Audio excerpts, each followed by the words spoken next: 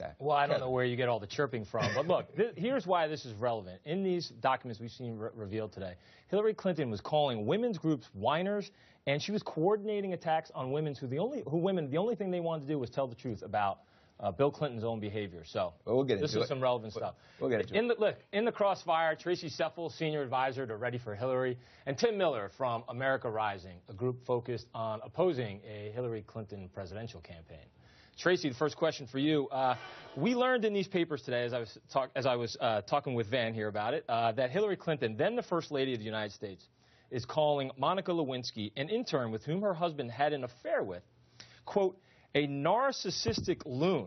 Isn't this precisely Hillary Clinton's problem, that she appears willing to take anyone down who gets in her way?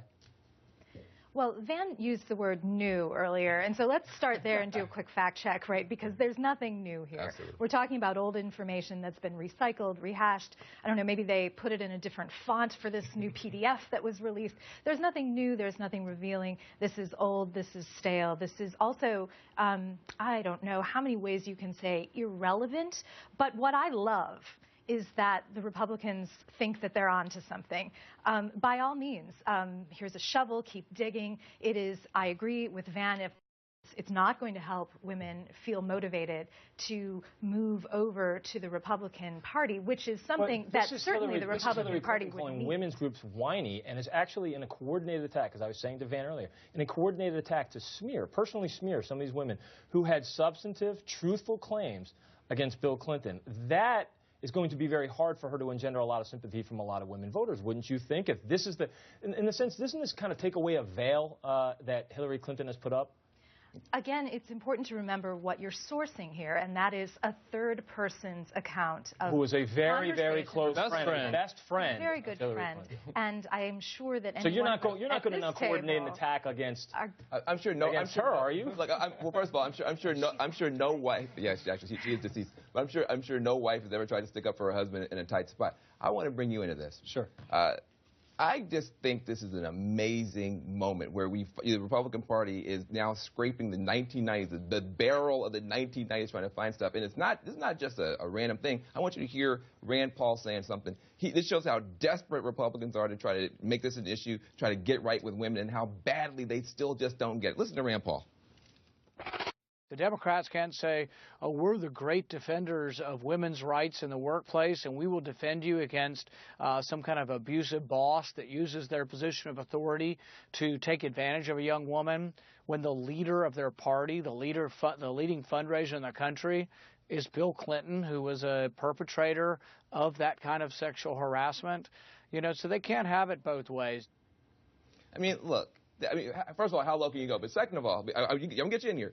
But apparently, the last woman in the workplace that Rand Paul cared about was Monica Lewinsky 15 years ago, because he's done nothing in the past 15 years, nor have Republicans. Why don't you guys talk about policies and try to help women rather than these personalities? Look, I think that's a cheap shot. You know, the Democrats are trying to set the terms of the debate here and act like, you know, the 1990s are only relevant when you get to talk about the halcyon Clinton days. You know, Bill Clinton's DNC speech was 2.5 hours of nostalgia for the 90s, you know. And so now if Rand Paul brings up one of the many Clinton scandals in the 90s that embroiled both Bill and Hillary, you know, this is out of bounds. And I don't think that's appropriate. And sure, there are going to be a ton of other issues that are central to our case against Hillary in 2016, but that doesn't mean that this isn't relevant and shouldn't be brought up. But first of all, a couple things here.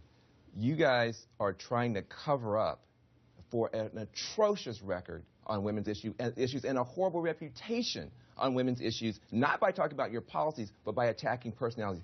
Do you think that a personality-based attack against the Clintons is going to cover up for this horrible reputation you guys have for taking rights away from women, for wanting for us to, on Obamacare?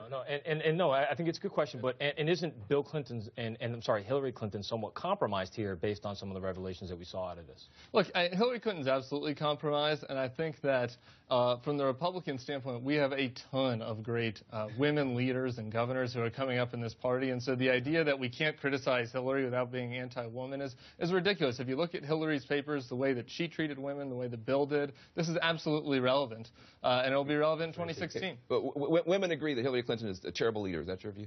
I think there's a bit of a fantasy world happening here. And I also just have to note that it's three guys and me having this conversation. So I appreciate being able to speak for, all women, I guess. But there is something very powerful about going back to the 90s, which I think Tim has also just acknowledged is an out-of-bounds attack. But what is important to really be digging up, if we're going to be digging up, it is about policy, it is about the values that drive policy, and it is about the outcomes that we've seen. The course of her decades. How is it out of bounds? You use the term that the 90s are essentially out of bounds. So essentially, we're talking about a record here. No, how is a record out of bounds? We're referring to being out of bounds when we're talking about personal lives and the kinds of things that Mr. Paul and Mr. Priebus seemed really gleeful about. So if we're...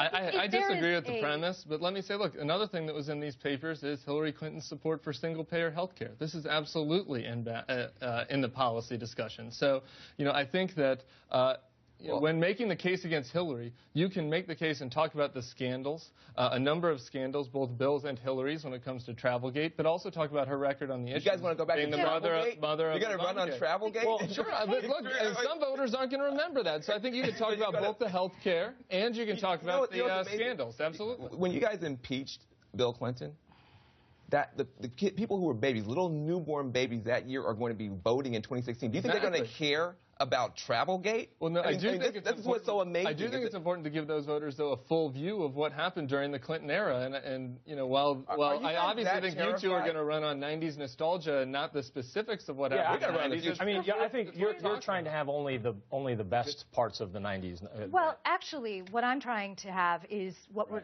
in this moment, what we have right now, which is two things are happening.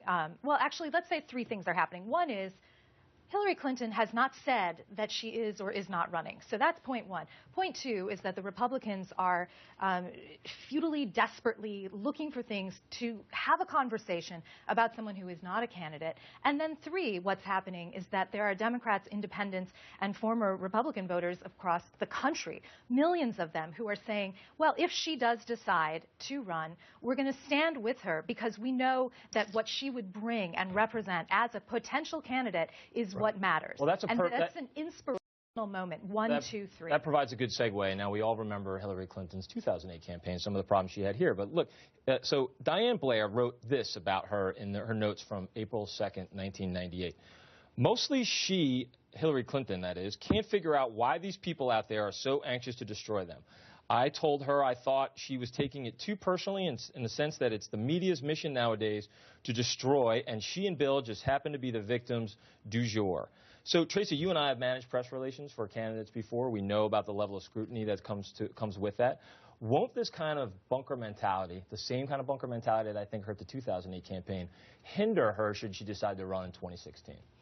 I think there's experience and there's lessons that come from that. And I think you and I also know that from experience ourselves, that you can learn from a failed campaign. You can learn from a loss. Mm-hmm. There are things that you can reassess, take a close look, and think about who is it that you want around your table with you? Who is it that you think is going to best represent your interests?